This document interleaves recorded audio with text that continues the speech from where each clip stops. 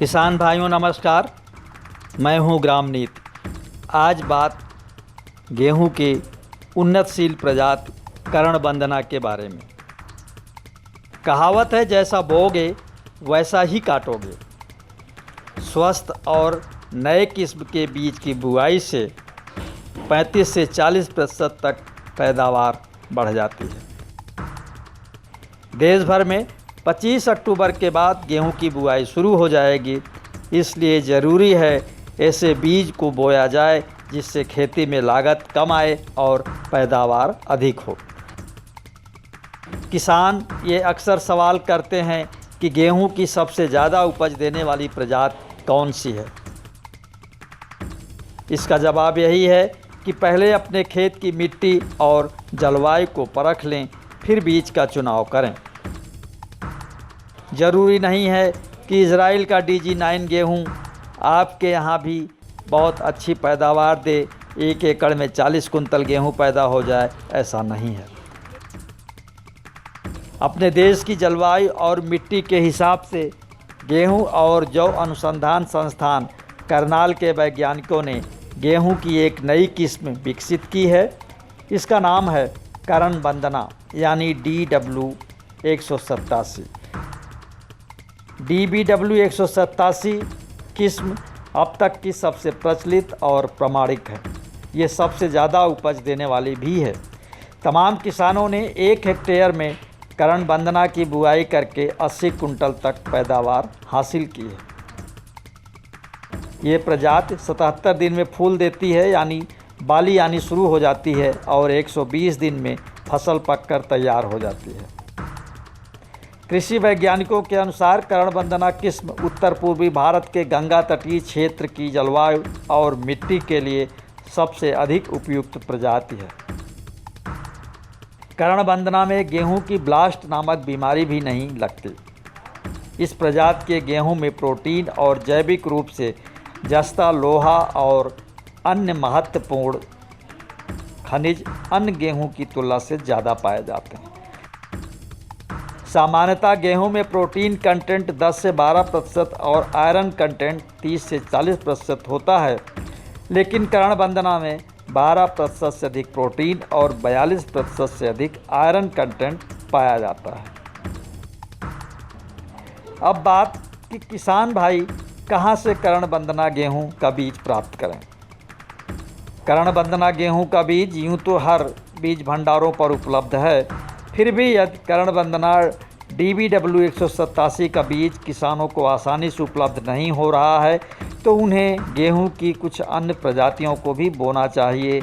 इनमें कर्ण नरेंद्र DBW222 और HD336 प्रमुख हैं। HD336 गेहूं की प्रजाति को भारतीय कृषि अनुसंधान संस्थान पूसा नई दिल्ली ने विकसित किया है। यह तीनों ही किस्में अगेती किस्में हैं। भारतीय अनुसंधान संस्थान के वैज्ञानिकों के अनुसार गेहूं की HDW118 और HD3226 बीज कम जुताई मांगती हैं। जिन खेतों की जुताई ज़्यादा न हो पाए उन खेतों में किसानों को इन प्रजातियों को बोना चाहिए। गेहूं की बुआई से पहले 1 हेक्टेयर खेत में 50 किलो नीम का पाउडर और 100 किलो चूने का डस्ट डालकर मिट्टी का ट्रीटमेंट कर लेने पर मिट्टी के हानिकारक पैथोजन और कीट नष्ट हो जाते हैं।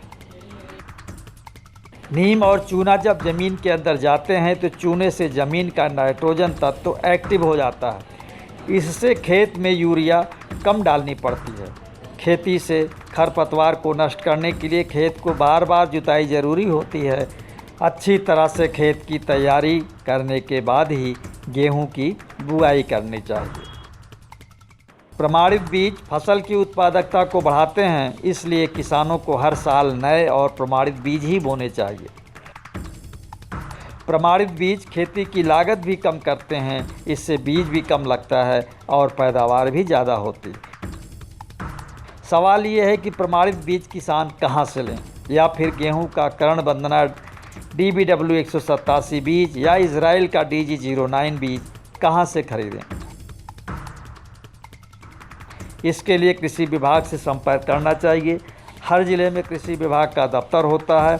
यहाँ सरकारी बीज कहाँ मिलेगा वह सही जानकारी दे पाते हैं। ब्लॉक में भी कृषि विभाग का ऑफिस होता है।